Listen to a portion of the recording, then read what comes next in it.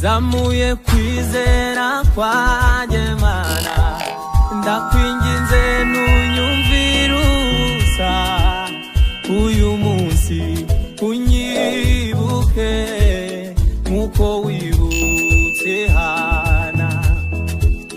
Zamuye ibyifuzo byanjye byose, nizeye ko ntacyakunanira, unyibuke